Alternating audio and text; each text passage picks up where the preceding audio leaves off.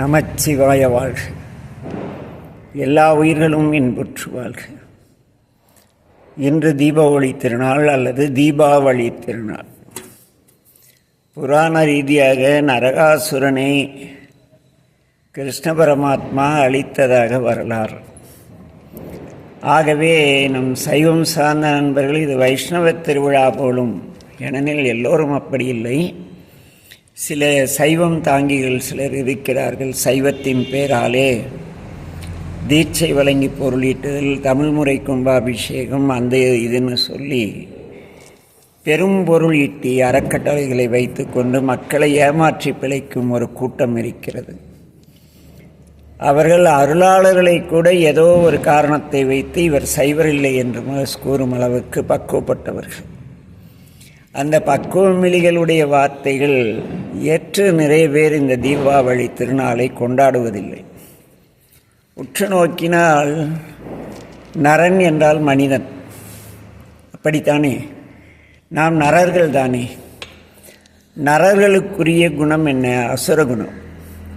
அழுக்காறு, அபா, வெகுளி, அப்புறம் இன்னாசு, கெட்டவற்றை தீயவற்றை பேசுவது, மனதில் பொறாமையுடன் இருத்தல், பேராசைப்படுதல், எல்லோ பிறரிடனுக்கும் எல்லாம் எனக்கு எப்படியாவது வேண்டும் என்று நினைத்தல், என்ன எடுத்ததற்கெல்லாம் கோபப்படுதல், பிறகு தகுதியற்ற வார்த்தைகளை பேசுதல். இந்த 4 நிலையில் இருக்கின்ற ஆன்மா இறைவனுடைய அருட்கருணையினாலே இந்த 4ஐயும் நீக்கி அறவழி வாழ்க்கை வாழ்வதற்கு உறுதுணையாக இருப்பது நரன் ஆகிய நமக்குள் இருக்கும் இந்த 4 குணங்களை சம்ஹாரம் செய்து இறைவன் நம்மை ஒளி வடிவனாக, ஒளி பொருந்தியவராக, அன்பொளி நமக்குள் வீசும் வண்ணம் பிறரை மகிழ்ச்சி பட்டாசு பிடிச்ச எல்லோரும் மகிழரும் இல்லை, அதுபோல் நம்மை பார்த்தவர்களாம் மகிழும் வண்ணம் வாழ நமக்கு நற்கதியை தர வேண்டும் என்ற ஒரு உயரிய சிந்தனையோடு இந்த திருவிழாக்கள் ஏற்படுத்தப்பட்டது. அது மட்டுமன்றி இந்த தீபாவளி போனஸ் இல்லை என்றால் நிறைய குடும்பங்கள் இன்றும் கூட கிட்டத்தட்ட ஒரு 40% குடும்பத்திலே புத்தாடை எடுப்பது ஒரு பெரிய செய்தி. என்ன, நாங்கள் எல்லாம் சிறுபிள்ளையாக இருந்த பொழுது எப்பொழுதடா தீபாவளி வரும், ஒரு புது துணி போடுவோம் என்று இருக்கும். தீபாவளியும் பொங்கலும் மட்டுமே நாங்கள் புத்தாடை அணிந்த நாட்கள். ஒவ்வொரு வீட்டிலும் 4-5 குழந்தைகள் இருக்கும். பெற்றோர்களுக்கு குறைந்த வருமானம் இருக்கும், ஆனால் அன்பு மிக இருக்கும்.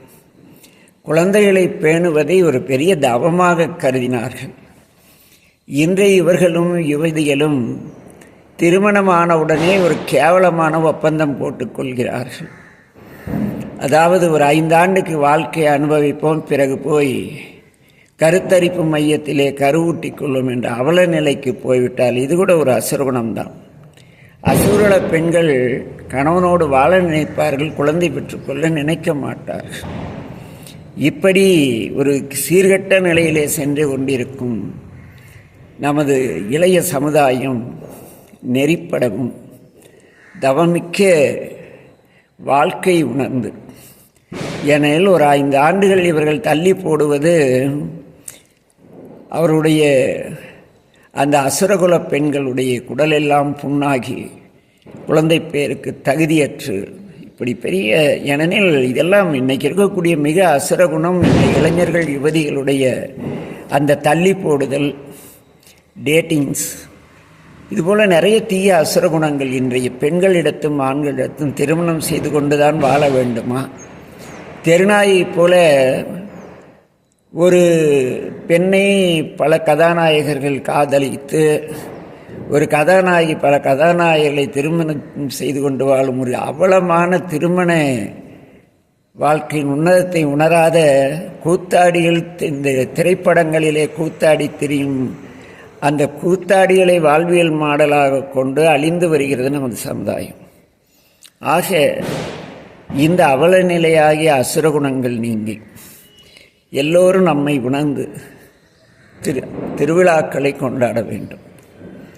அதோடு இந்த வசந்த காலம் முடிந்து மழைக்காலம் தொடங்கக்கூடிய நேரம் இந்த ஐப்பசி கார்த்திகை முதலியவை.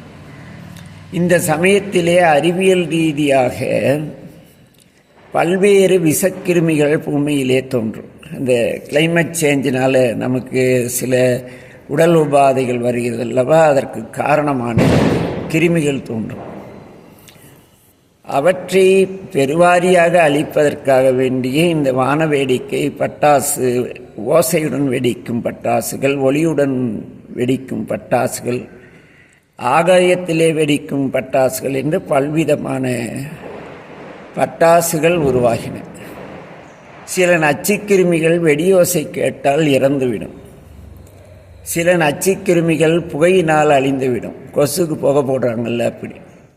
அதேபோல் அந்த வெளிச்சத்தை பார்த்தால் சில நச்சுக்கிருமிகள் இறந்துவிடும். உங்கள் வீட்டை சுற்றிலும் ஆரோக்கியமான சூழல் இருக்க வேண்டும் என்று நீங்கள் விரும்பினால் இந்த தீபாவளி திருநாளை கொண்டாடுங்கள். எல்லா பகுதிகளிலும் வெடி சத்தம் எல்லாம் கேட்டு மிரண்டு போன நோய்க்கிருமிகள் எல்லாம் உங்கள் அண்டை பகுதியில் வந்து உங்களுக்கு உபத்திரவம் தர வேண்டுமானால் காசை கரியாக்க வேண்டாம் என்று கூறி இந்த தீபாவளி திருநாள் காலையிலே அன்பர்கள் வாழ்த்து சொல்ல சொன்னார்கள். வாழ்த்து என்பது ஒரு சம்பிரதாயமோ சடங்கோ கிடையாது. ஒரு விழா ஏன் நடக்கிறது, அந்த விழாவின் காரண காரியம் என்ன, அது எவ்வாறு மனித வாழ்க்கையோடு சம்பந்தப்படுகிறது என்பதை தெளிவுபடுத்தி வாழ்த்து சொல்வதே மரபு. அவ்வழியிலே நம்முடையத்திலே இன்று இருக்கக்கூடிய நேற்று ஒரு பதிவு கேட்டேன். அதிலே பணம் யார் பணக்காரன் என்ற கேள்விக்கு இருப்பதை கொண்டு எவனொருவன் மனமகிழ்ச்சியாகவும் நிம்மதியாகவும் மனதிலே பொறாமையின்றி பிறருடைய துன்பத்தை கண்டு தான் அவர்களை கேவலமாக பேசாமல் தனக்குரிய வாழ்க்கையை நெறிப்படி வாழ்கிறானோ அவனே செல்வந்தன், பெரும் செல்வம் பெற்றவன், பெரும் செல்வன் என்று ஏற்றுக்கொள்ளக்கூடாது என்று ஒரு பதிவு கேட்டேன். நாங்கள் இருக்கும் பகுதியில் பெரும் செல்வந்தர்கள் தான் இருக்கிறார்கள். ஆனால் ஒரு ஏழைப்பாளைகள் இருக்கும் இடத்தில் கூட ஒரு பட்டாசு முடிஞ்ச வரைக்கும் நல்லா வெடிப்பாங்க, புத்தாடை அணிவாங்க, ஒரு மனமகிழ்ச்சியோடு அவர் வீட்டில் உள்ள சிறு பலகாரங்களை கூட பரிமாறிக்கொள்வார்கள். ஆனால் இந்த பெரும் செல்வமிக்கவர்கள் அண்டைகளில் பேசுவது கூட கௌரவமாக பார்க்கிறார்கள். வாடகை வீட்டில் குடியிருப்பவருக்கு ஹவுஸ் ஓனர் வந்து தீபாவளி வாழ்த்து சொல்ல மாட்டார். அப்படி ஒரு நல்ல சமுதாயத்திலே நாம் வாழ்ந்து கொண்டிருக்கிறோம். ஆகவே இந்த தீபாவளி எல்லோரும் ஹாப்பி தீபாவளி, ஹாப்பி.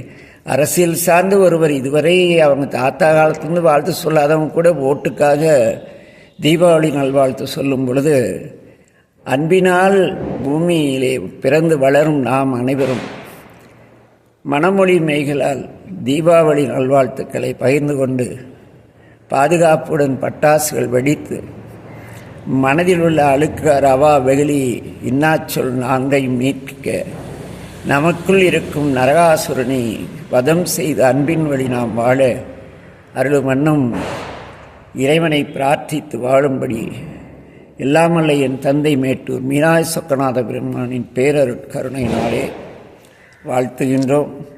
எல்லோருக்கும் தீபாவளி திருநாள் மிக சிறந்த நன்மைகளையும் வளங்களையும் தரட்டும். சிந்திப்போம். வாழ்க்கை உன்னதமானது. உன்னதமான வாழ்க்கையை, கிடைத்த வாழ்க்கையை சிறப்பாக வாழ வேண்டும். அதற்கு எல்லாம் வல்ல என் தந்தை மேட்டூர் மீனாய சொக்கநாத பெருமான் பேரருள் அனைவருக்கும் புரியட்டும் என வாழ்த்தி விடைபெறுகிறோம். நமச்சிவாய வாழ்க. எல்லா உயிர்களும் இன்புற்று வாழ்க. திருச்சிற்றம்பலம்.